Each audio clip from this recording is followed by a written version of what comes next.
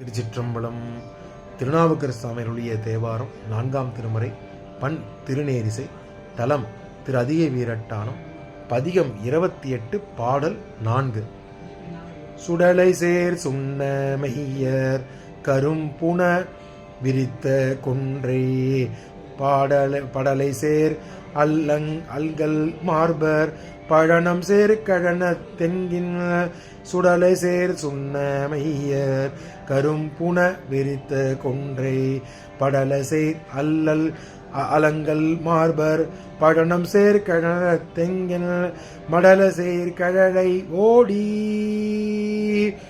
மடலை சேர் கிழிய ஓடி அதனிடை மணிகள் சிந்தும் மடலை சேரி கிழியை ஓடி அதனிடை மணிகள் சிந்தும் கெடில வீரட்டம் மேய கிளர் சடை முடியனாரே கெடில வீரட்டம் மேய கிளர் சடை முடியனாரே கிளர் சடை முடியனாரே மடலை நீர் கிழிய ஓடி அதனிடை மணிகள் சிந்தும் கெடில வீரட்டமைய கிளர் சடை முடிகனாரே. திருச்சிற்றம்பலம். திருச்சிற்றம்பலம். இந்த 4ஆம் பாடல் விளக்கத்தை பார்த்து விடலாம். இந்த 4ஆம் பாடல்ல சிவபெருமான் சுடலை சுடுகாட்டிலை இருக்கக்கூடிய சாம்பனை பூசி உடல் முழுவதும் பூசிக்கொண்டவர் என்பதை இந்த பாடலில் விளக்குகின்றார். சுடுகாட்டு சாம்பலை உயர்ந்த சந்தனமாக பாவித்து தனது திருமேனியில் எங்கும் அணிந்து கொள்பவர் சிவபெருமான். தேனினும் வண்டுகள் விருப்பத்துடன் நாடி அமர்வதால் இதழ்கள் மலர்ந்து மலரும் கொன்றை மலர்களை கொத்தாக தனது மாலையாக கடிந்து கொள்ளும் மார்பினை உடையவர் சிவபெருமான்.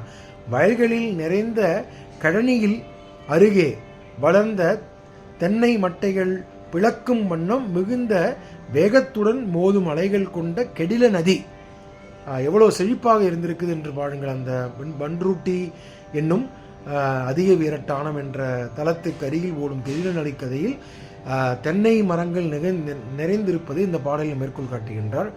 அந்த கெடில நதிக்கரையில் தனது அலைகள் கரைகளில் மணிகளை சேர்த்து கொண்டு வீசியவாறு வரும். அந்த மணிகளை சிதறி கிடக்கும் அதிக வீரட்டானம் எனும் தளத்தில் மிகுந்த ஒளியினை வீச விளங்கும் விளங்கி தோறும் சடையினை உடைய ஒளி வீசும் சடையினை உடைய சிவபெருமான் வீட்டிற்கும் அருள்பாலிக்கின்றார் என்று சொல்லி இந்த பாடலை முடிக்கின்றார். அந்த தென்னை மட்டையை வண்ணம் மிகுந்த வேகத்துடன் மோதும் அலைகளை கொண்ட கெடில நதி என்பதை இந்த பாடலில் மிகவும் ஆணித்தனமாக கூறுகின்றார். செழிப்பாக இருந்திருக்கிறது என்பதற்கு இது ஒரு சான்று. திருச்சிற்றம்பலம்.